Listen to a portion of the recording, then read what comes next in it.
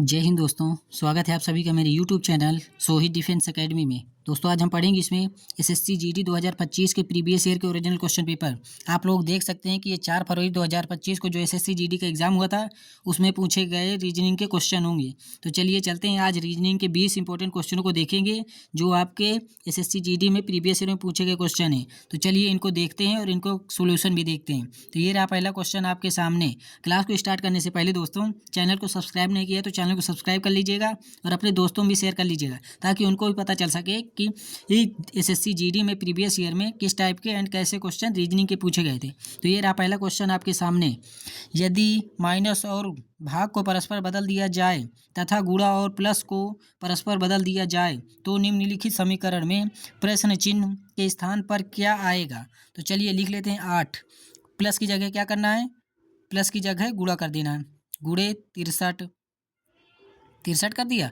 आगे देखिए माइनस की जगह क्या करना है, भाग करना है। तो भागे कितना 7, गुणा की जगह प्लस कितना है 7, भाग की जगह माइनस कितना करना है 9 बराबर क्वेश्चन मार्क। चलिए इसको हल कर लेते हैं। तो इसको हम हल करेंगे तो 7 से इसमें भाग देंगे तो 7 9 63, 9 का गुणा इसमें करेंगे तो 9 8 72 हो जाएगा। 72 प्लस 7 तो माइनस 9। तो 72 में 7 जोड़ेंगे तो कितना हो जाएगा 79। 79 में हम ये माइनस 9 घटाएंगे तो हमारा आ जाएगा 70। तो हमारा राइट आंसर हो जाएगा 70, ऑप्शन 4 में दिया हुआ है। तो यही राइट आंसर हो जाएगा। उम्मीद करता हूँ दोस्तों कि आप लोग समझ गए होंगे। चलिए अगले क्वेश्चन पे चलते हैं। ये रहा क्वेश्चन नंबर 2। अंग्रेजी वर्णानुक्रम के आधार पर दी गई श्रृंखला में क्वेश्चन मार्क के स्थान पर क्या आएगा। अब देखिए इसमें देखना है टी में हमने एक जोड़ा तो कितना हुआ यू में हम एक जोड़ेंगे तो क्या होगा वी में एक जोड़ेंगे तो डब्लू में एक जोड़ेंगे तो हमारा हो जाएगा एक्स। तो देख लीजिए हमारा ऑप्शन एक्स से कौन कौन स्टार्ट है। तो देखिए एक्स से केवल एक ऑप्शन स्टार्ट है और ये वाला भी स्टार्ट है। तो एक और देख लेते हैं कि हमारा 11 में आता है, जे हमारा 10 में आता है। तो हमने एक घटाया तो जे आया, तो फिर जे में एक घटाएंगे तो आई आएगा, आई में एक घटाएंगे तो हमारा एच आएगा, एच में हम एक घटाएंगे तो जी आएगा। तो जी एक्स जी से हमारा कौन सा ऑप्शन स्टार्ट है, केवल ऑप्शन 4 ही स्टार्ट है। तो यही हमारा राइट आंसर हो जाएगा। बाकी हमें ज़्यादा चेक करने की आवश्यकता नहीं है क्योंकि आपके एसएससी जीडी में समय मिलता है आपको 1 घंटे के लिए। 1 घंटे के लिए आपको समय मिलता है और 1 घंटे में आपको 80 क्वेश्चन को करना होता है। तो इसलिए अगर आपका आंसर एक ही वर्ड से आ रहा है तो हम इसको टिक करेंगे और आगे बढ़ जाएंगे। तो चलिए चलते हैं अगले क्वेश्चन की ओर। तो ये रहा क्वेश्चन नंबर 3 आपके सामने। अब देखिए उस विकल्प का चयन कीजिए जिसमें दी गई आकृति निहित है, घूर्णन की अनुमति नहीं है। यानी ये जो आकृति दी गई है इन 4 ऑप्शनों में से बताना है कि ये आकृति किस में छिपी हुई है। तो ये आकृति केवल ऑप्शन 1 में छिपी हुई है। कहाँ छिपी हुई है चलिए देख लेते हैं। देखिए ये रही आकृति, ये ऐसी हो गई, ये देखिए सेम टू सेम ऐसी आकृति छिपी हुई है ना, आकृति को घुमाए बिना। तो यही हमारा राइट आंसर हो जाएगा। अगले क्वेश्चन की ओर चलते हैं। तो ये रहा क्वेश्चन नंबर आपके सामने 4। अब देखिए ये आया है आपका सीटिंग अरेंजमेंट से। तो चलिए इसमें बैठा लेते हैं। 7 व्यक्ति GHIJKL और M एक पंक्ति में उत्तर की ओर मुंह करके बैठे हैं। तो चलिए पंक्ति बना लेते हैं। मान लीजिए ये एक पंक्ति हो गई, इन सभी का मुंह उत्तर की ओर यानी ऊपर की ओर है। 1 2 3 4 5 6 कितने व्यक्तियों को बैठाना है, 7 व्यक्तियों को बैठाना है। आगे पढ़ लेते हैं। एम के दाईं ओर कोई भी नहीं बैठा है। तो एम हम यहाँ बैठाएंगे तो एम के दाईं ओर यहाँ पे कोई नहीं बचेगा, यहाँ पे कोई नहीं बचेगा। एम के दाईं ओर कोई नहीं बैठा है। एम और के बीच केवल 3 व्यक्ति बैठे हैं। तो 1 2 3 एम और के बीच, तो के यहाँ बैठा लेंगे। तो एम और के बीच कितने व्यक्ति हो गए 3, 1 2 3। ये शर्त हमारी हो गई। अगले क्वेश्चन आगे पढ़ते हैं। के और एच के बीच में केवल 2 व्यक्ति बैठे हैं। तो के और एच के बीच, तो के हमारा यहाँ है तो एच हम यहाँ बैठाएंगे तो यहाँ 2 व्यक्ति नहीं आ पाएंगे, तो हम यहाँ बैठा लेते हैं। तो के और एच के बीच 2 व्यक्ति हो गए। आगे पढ़ लेते हैं। जी एल के बाईं ओर तीसरे स्थान पर है। अब देखिए जी हमारा एल के बाईं ओर तीसरे स्थान पर है, तो हम एल को यहाँ बैठा लेते हैं। तो एल का बायां क्या हो जाएगा, ये हो जाएगा। तो एल के बाईं ओर तीसरे स्थान पर कौन बैठा है, जी बैठा है। तो 1 2 3, तो जी हमारा यहाँ आ जाएगा। एल के बाईं ओर जी तीसरे स्थान पर है। जे एल के ठीक दाईं ओर बैठा है, तो जे है जो एल के ठीक दाएं, तो एल का दायां क्या हो जाएगा, जे बैठा है। आई और एच के बीच में कितने व्यक्ति बैठे हैं। तो यहाँ पे हमारा आई भर बचा, तो आई हमारा यहाँ हो जाएगा। अब आपसे पूछा है कि आई और एच के बीच में कितने व्यक्ति बैठे हैं, तो आई हमारा यहाँ हो गया, एच हमारा यहाँ हो गए, तो इनके बीच में कितने व्यक्ति बैठे हैं, 1 2 3, तो 3 व्यक्ति बैठे हैं, तो ऑप्शन 3 इसका राइट आंसर हो जाएगा। उम्मीद करता हूँ दोस्तों कि आप लोग समझ गए होंगे। ये रहा क्वेश्चन नंबर 5।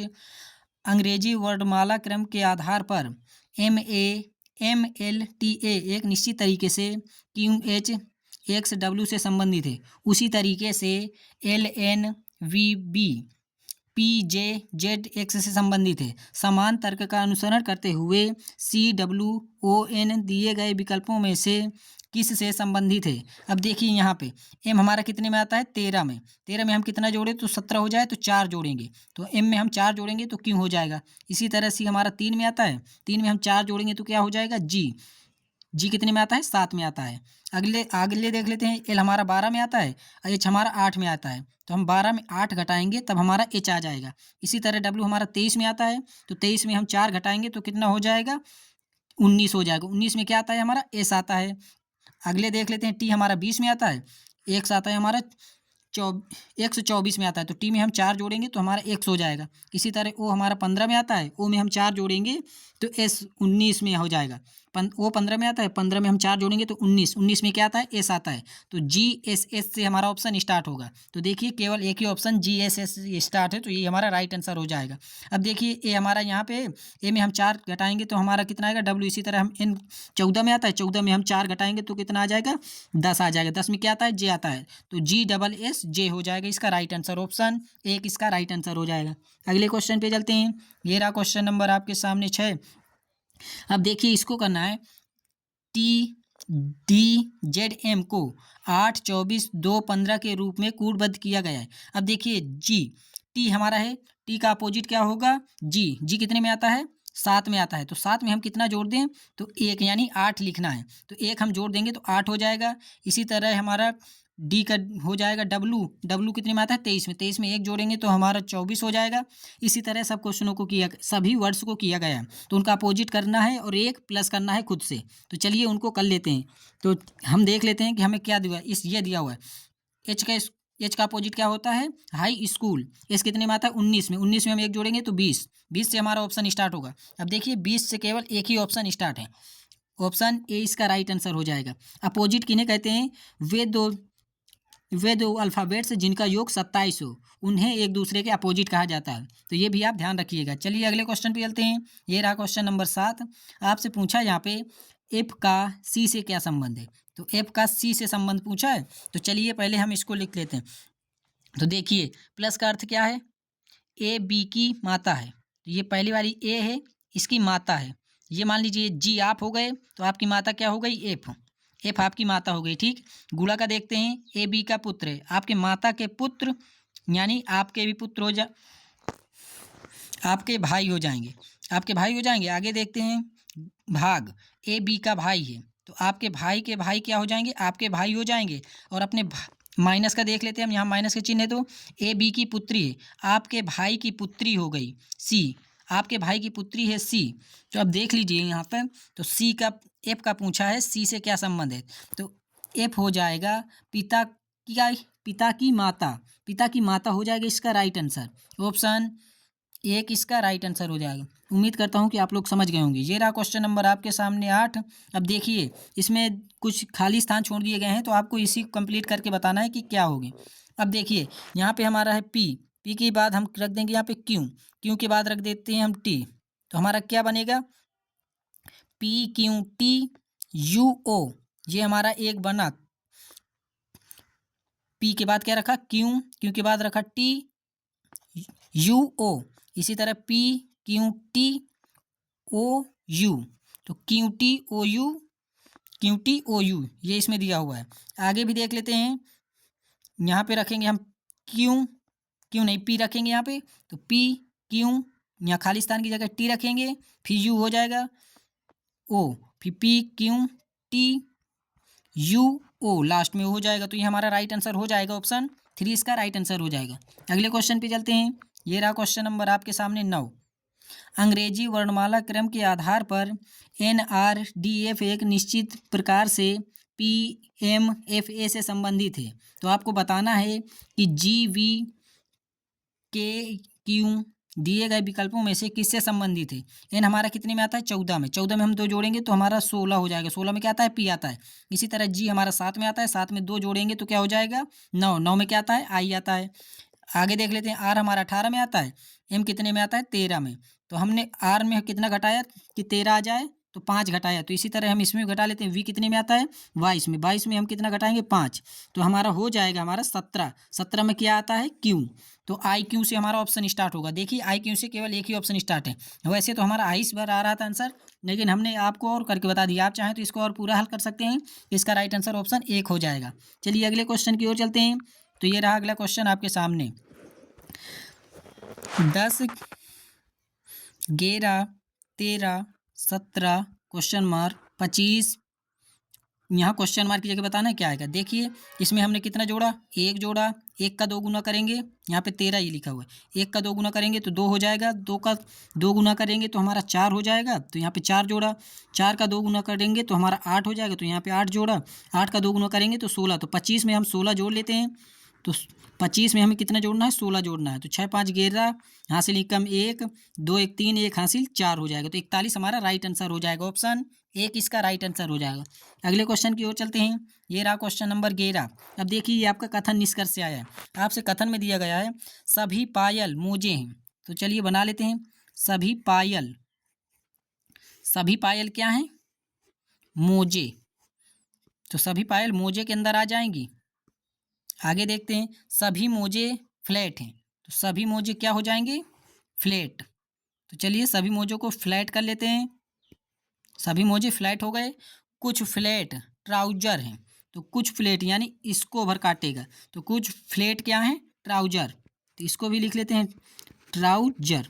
अब आप देखिए निष्कर्ष देखते हैं। निष्कर्ष में आपका सभी पायल फ्लैट हैं। क्या ये सभी पायलें हैं जो फ्लैट हैं, क्या सभी पायल फ्लैटे हैं? तो जी हाँ सही है, ये वाला सही है।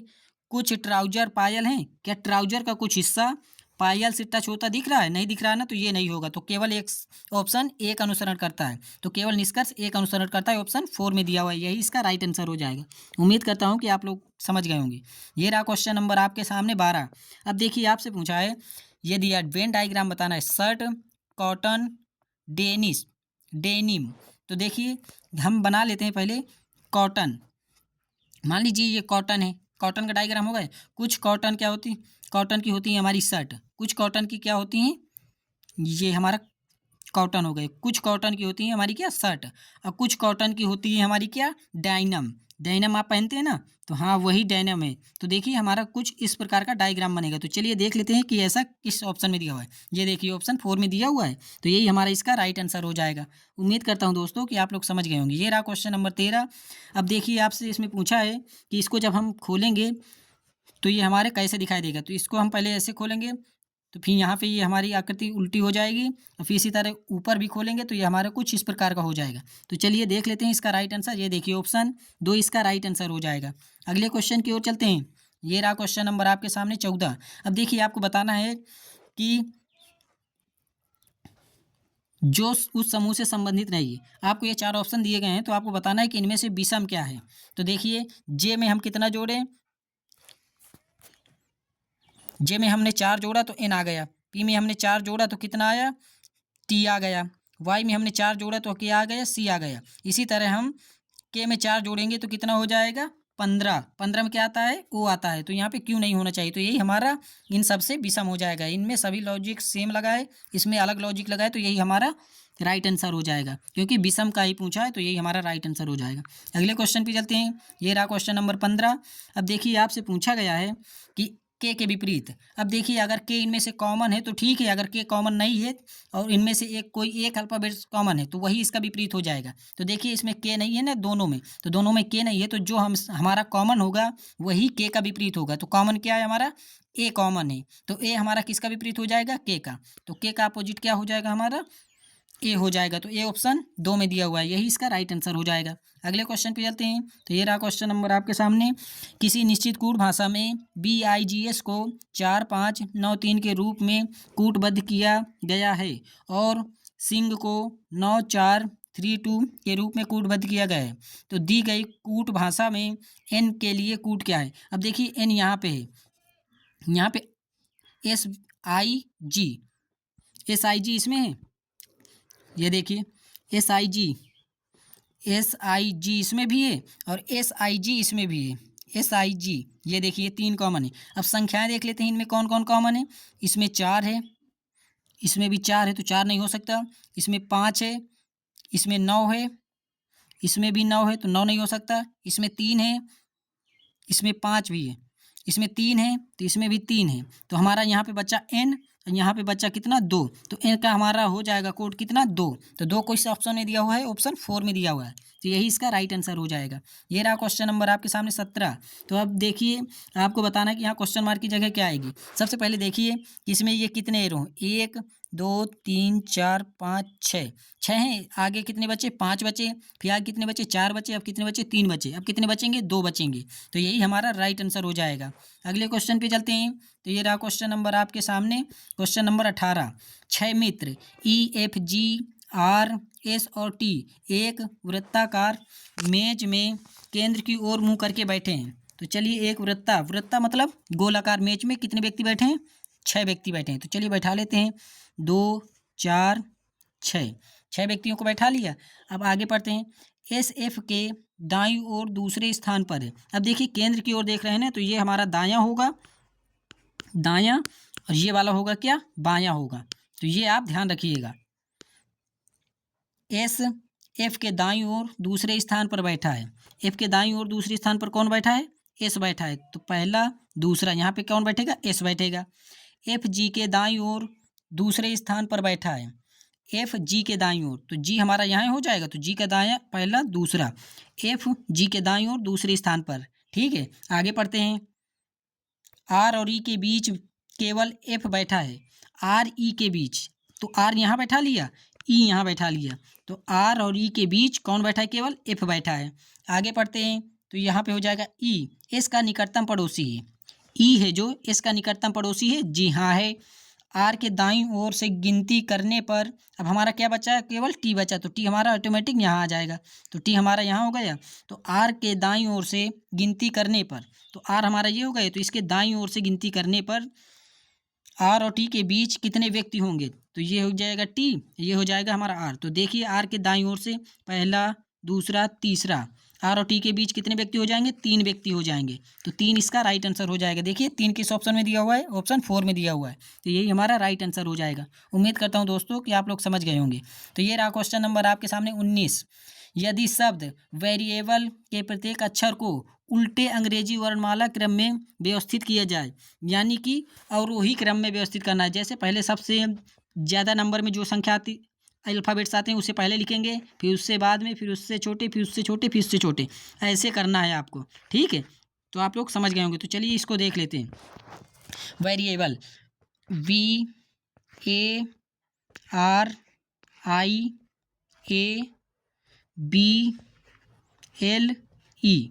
ये लिख लिए। चलिए अब इनको लगा लेते हैं अवरोही क्रम में, यानी घटते हुए क्रम में। तो सबसे पहले हमारा क्या आएगा, V के बाद आएगा R के बाद आएगा L के बाद आएगा I के बाद आएगा E के बाद आएगा हमारा B, और B के बाद A, और फिर A, क्योंकि 2 बार A दिया हुआ है ना।